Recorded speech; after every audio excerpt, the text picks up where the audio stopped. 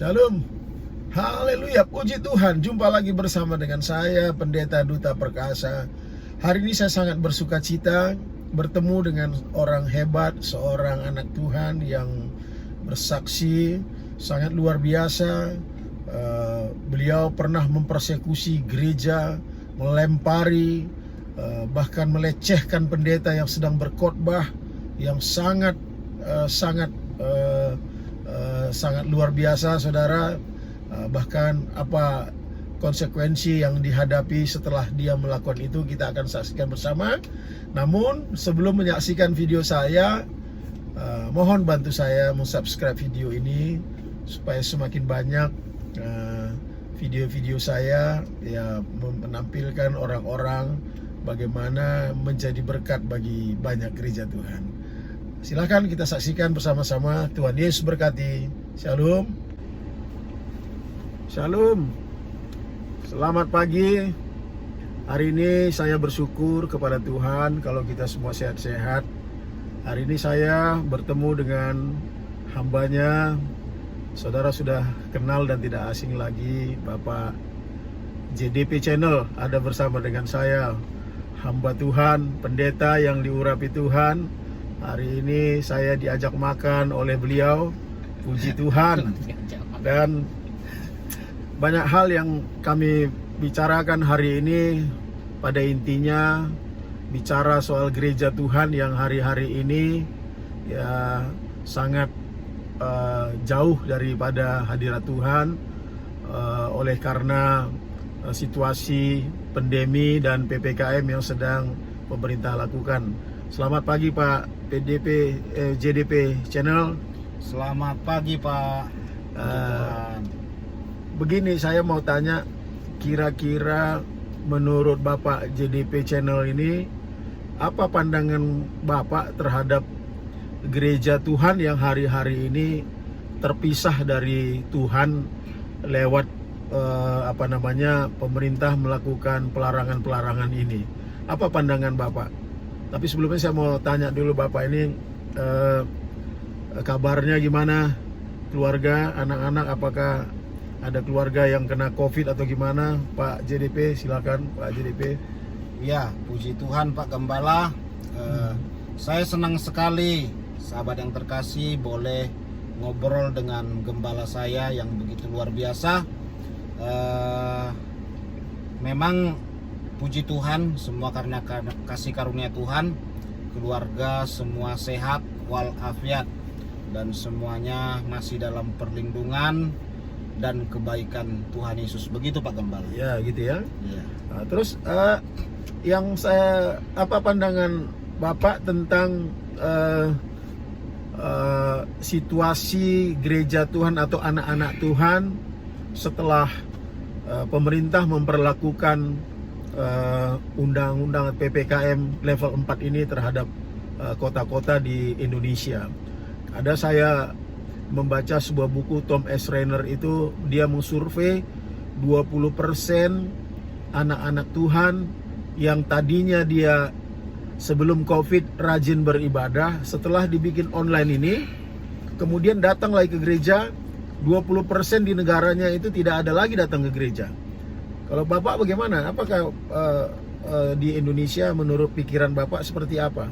Karena saya tahu latar belakang Bapak adalah orang yang Muslim radikal, bahkan berdakwah ke sana sini. Bagaimana pendapat Bapak tentang itu? Jadi begini Bapak Gembala ya. Saya ini sebenarnya adalah orang yang dihasilkan lewat penganiayaan orang-orang yang ibadah di gereja. Karena Pak Gembala, saya adalah orang yang pernah merasa bersalah ketika melakukan sebuah kejahatan kepada sebuah gereja Pak Gembala. Oh ya? Jadi apa kejahatannya kira-kira itu ya, Pak? Saya JDP? melihat orang yang ibadah itu tidak suka Pak Gembala. Jadi pernah juga saya mengejek-ejek lagu-lagu rohani, orang beribadah, bahkan hampir saya persekusi lah. Tapi gerejanya nggak saya bakar, saya bubarkan begitu. Tapi puji Tuhan Pak Gembala, di situ saya merasa bahwa orang Kristen ini begitu baik-baik, karena mereka beribadah di gereja, Pak Gembala, mereka bisa mengampuni dan memaafkan saya, dan tidak satupun mereka yang membalas saya pada masa itu. Tapi tunggu dulu Pak JDP, saya pernah ketemu dengan ibu bapak orang tua. Dia bilang, cerita dengan saya bahwa bapak dulu pernah waktu belum bertobat menjadi percaya Yesus, pernah katanya pendeta lagi khotbah, bapak tunggingi pakai kain sarung bapak. Udah itu gerejanya bapak lempari pakai batu. Apakah benar tuh? Iya Pak Gembala. Waduh. Jadi pendetanya lagi khotbah, saya tantangin gitu, karena dia tidak mau. Saya pancing emosinya, saya tunggingin pakai sarung. Ya maaf kata, waktu itu pun saya udah nggak pakai kolor gitu ya. Jadi ya maklum lah, baru kok nggak salah siap sholat Jumat, tapi saya udah lama lah, udah lama lupa itu waktunya ya, tapi saya masih ingat. Ya jadi orang di gereja itu tidak ada yang marah atau membalas, malah pendetanya yang lagi khotbah itu lanjut terus, malah berdoa dan mengasihi saya begitu ya. Nah, emosi saya pun makin naik gitu. Ini kenapa orang ini nggak marah gitu? Heran juga saya gitu ya. Tapi gimana pun saya memancing nggak marah. Padahal gerejanya itu pernah saya lempari berkali-kali. Jadi saya ingat gerejanya itu dulu masih dinding papan, Pak Gembala. Jadi mereka lagi memuji Tuhan, menyembah, itu dindingnya dari luar itu saya tahu kok bong bong gitu kan, namanya papan gitu ya. Ya gerejanya masih kecil gitu. Tapi mereka baik-baik. Jadi termasuklah saya ini dipertobatkan oleh karena adanya pertemuan orang di gereja, Pak Gembala. Oh gitu ya? Iya. Jadi itulah pentingnya sebuah gereja ini. Walaupun memang saat ini kita dibatasi oleh ibadah online ya, tapi marilah kita berdoa bersama-sama supaya bisa lagi ibadah secara seperti semulanya gitu ya. Karena banyak orang, bukan hanya saya yang saya rasa Pak Gembala yang ditobatkan begitu, bahkan banyak penganiaya gereja Tuhan akhirnya kan bertobat karena sebuah gereja. Tapi sebentar dulu Pak JDP, ada yang mau saya tanyakan. Ada apa dengan gereja itu? Kenapa sekarang ini adakah niat Bapak untuk mau menghabisi gereja? Kenapa orang begitu sukanya mau membakar gereja atau mau melempar gereja? Kenapa gitu? Kenapa? Berarti kan terus mereka pun tidak melawan. Kenapa orang itu begitu sangat suka membakar gereja atau melempari kayak Bapak yang pernah lakukan? Kira-kira kenapa itu? Kalau saya sih merasa begini Pak Gembala, saya merasa benci aja gitu, nggak suka aja gitu, apalagi lihat orang Kristen. Tak kenapa ada rasa benci gitu, padahal orang Kristen nggak pernah merusak ibadah kita ataupun mereka melakukan kejahatan terlebih dahulu ya. Tapi ketika melihat mereka, kayak ada rasanya kita nggak suka gitu ya, nengok orang beribadah gitu ya. Tengok mereka nyanyi-nyanyi, rasanya kita aja yang merasa terganggu gitu. Itulah yang saya rasakan dulu. Saya kayaknya merasa terganggu gitu pada masa itu dengar. Padahal sebenarnya waktu itu mereka ya ibadahnya hanya pakai gitar aja Pak Gembala. Nggak kalah kuatnya sebenarnya. Jemaatnya juga masih sedikit pada masa itu ya. Saya ingat gereja yang saya aniaya itu. Jadi tidak mengganggu lah. Sebenarnya kalau dari saya sendiri ya lebih mengganggu saya rasa saya dulu waktu zaman saya belum kenal Tuhan Yesus. Jadi anak-anak Tuhan dimanapun Anda berada, tahukah saudara kenapa gereja itu suka diusik, diganggu? Jawabannya karena gereja itu adalah ada Tuhan di situ dan menghidupi membuat seseorang itu menjadi betul-betul mengerti bahwa dia diciptakan oleh Tuhan. Dan percayalah, gereja itu selalu ada Tuhan di dalamnya. Dunia tidak suka dengan kekuatan itu. Makanya saya percaya banyak orang pengen mau bakar gereja, pengen mau ngelempar gereja, pengen membubarkan gereja karena ada hadirat Tuhan di situ. Kira-kira gimana pandangan Pak JDP? Iya. Setuju nggak dengan saya itu?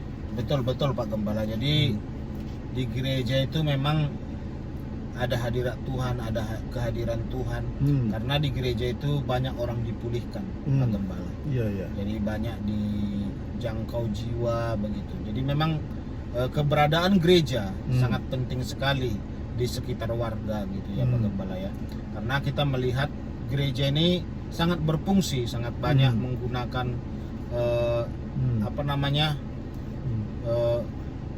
keadaan warga sekitar menjadi lebih baik ketika gitu ya? hadirnya sebuah gereja di tempat itu. Begitu Pak Gembala. Saya setuju saya tuh. Karena saya ingat ketika di tempat kita pun waktu gereja kita berdiri itu, di situ belum ada apa-apa yang tadi, rumput di mana-mana, jalanannya pun kan kita sama-sama melayani kan ya Pak JDP, jalannya rusak, tapi ketika gereja hadir di situ kita mendoakan doa keliling. Sekarang jalan itu udah bagus, bahkan sangat luar biasa pembangunan di mana-mana. Saya percaya ada kekuatan Tuhan di dalamnya. Nah, jadi begini Pak, jadi apa masukan Bapak terhadap anak-anak Tuhan yang mulai menjauh dari gereja Tuhan? Apa kira-kira? Ya, saya kapanpun saya memberikan sebuah konten, selalu saya katakan kita harus rajin ke gereja, taati peraturan gereja, bahkan saya katakan sendiri bahwa apapun yang saudara lakukan buat sebuah gereja itu sama dengan melakukan kepada Tuhan, dan Tuhan pasti akan balaskan jauh lebih banyak daripada apa yang sudah saudara lakukan gitu ya. Itu sering saya katakan. Karena apa Pak Gembala? Keberadaan gereja itu sangat mempengaruhi keadaan jemaat dan keadaan warga. Nah, seperti kita bicarakan tadi, orang di sekitar saja, orang komplek di sekitar saja terpengaruh kan, apalagi orang yang masuk ke dalam pasti lebih.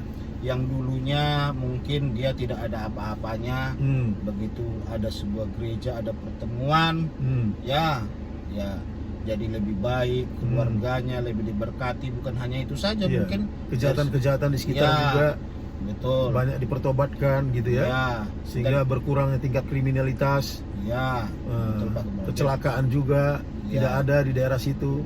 Betul. Jadi dalam segi pendidikan pun atau derajat, ketika kita rajin beribadah kepada Tuhan dalam sebuah gereja, derajat kita diangkat Pak Gembala oleh Tuhan. Gitu, itu saya rasakan sendiri. Karena apa? Kami ini dulu adalah orang yang memang sama sekali tidak dipandang Pak Gembala. Tapi ketika kita bertumbuh bersama-sama dalam sebuah gereja, akhirnya kita diangkat Tuhan. Amin. Derajat kita pun diangkat Tuhan. Gitu Pak Gembala. Jadi himbauan untuk orang-orang Kristen yang sekarang sudah jauh dari gereja Tuhan, apa kira-kira Pak JDP? Masukan dari saya, selama masa PPKM ini ya kita ikutilah peraturan gitu ya Pak Gembala. Tetapi saya mau katakan buat penonton semua, sahabat-sahabat yang melihat, sehebat apapun saudara beribadah online dan merasakan sebuah kebaikan dalam ibadah online, tidak akan bisa menandingi segala kemurahan dan kebaikan Tuhan ketika saudara berkumpul bersama-sama dalam sebuah gereja. Itu jauh lebih baik, seperti yang dikatakan Bapak Gembala mungkin ya. Kalau ibadah online, kita tidak bisa baptis orang dalam ibadah online, gitu ya. Jadi ibadah dalam sebuah gereja itu sangat mempengaruhi keimanan kita Pak Gembala dibanding dengan ibadah kita secara online. Kendati pun begitu, pada masa ini ya kita taatilah, tapi kita terus berdoa dan kita harus kembali seperti sedia kalanya, sebagaimana orang Kristen berkumpul bersama-sama, berdoa, menaikkan pujian, menaikkan penyembahan, dan mendengarkan firman Tuhan dalam sebuah wadah. Amin. Nah, itu Pak Gembala. Jadi pentingnya di situ, karena banyak keuntungannya Pak Gembala. Ketika bertemu dalam sebuah wadah bersama, persekutuan dalam sebuah gereja, ya kita mungkin secara tatap wajah kita bisa curhat, dan kita bisa juga mengetahui saling orang memperhatikan yang nggak ada kerjanya, bahkan yang lagi nggak ada jodoh kan kita jadi tahu. Nah, bisa dicarikan atau didoakan begitu kan, dan kita bisa juga melihat secara langsung bagaimana keadaan orang. Bapak Gembala pun langsung bisa melihat begitu kan, orang bagaimana keadaannya, wajahnya. Kalau melalui online kan bisa diedit Pak Gembala. Mukanya yang jelek ya dibikin putih-putih kamera gitu 360. Jadi ketika Zoom pun kayak artis semua mukanya kan gitu. Iya, iya. Jadi Bapak Gembala jadi nggak tahu, dikiranya diberkati semua. Wah, udah keren-keren semua. Padahal sebenarnya pada saat ketemu tidak seperti itu. Jadi Haleluya, keterbukaan iya. itu adalah awal dari pemulihan. Amin. Jadi ketika Ya. bertemu bersama-sama dalam sebuah wadah, Iya. kita bisa saling mendoakan, saling curhat, mendoakan, begitu saling Pak. berbagi gitu ya Pak. Dan iya, dan gembala kita pun langsung tahu keadaan kita, melihat gitu ya, Iya. secara langsung, dan kita bisa melihat keadaan. Iya. Begitu Pak Gembala. Dan yang penting juga Tuhan melihat pengorbanan juga Pak Gembala. Iya. Dengan datangnya kita ke gereja itu kan sebuah pengorbanan. Iya. Iya. Jadi itu pasti Bayar dibayar. harga ya. Nah, Bayar harga ya. pasti dibayar dan Iya. dilipat gandakan oleh Tuhan gitu. Baik. Jadi itu yang dilihat Tuhan Pak Gembala kalau kita datang ke sebuah gereja itu. Baik Pak. Pak, terima kasih banyak Pak JDP. Dengarkan Bapak Ibu Saudara di mana saya berada, keberadaan gereja Tuhan itu sangat dahsyat. Ya. Kenapa Pak JDP melempari gereja? Berarti ada sesuatu dalam gereja itu.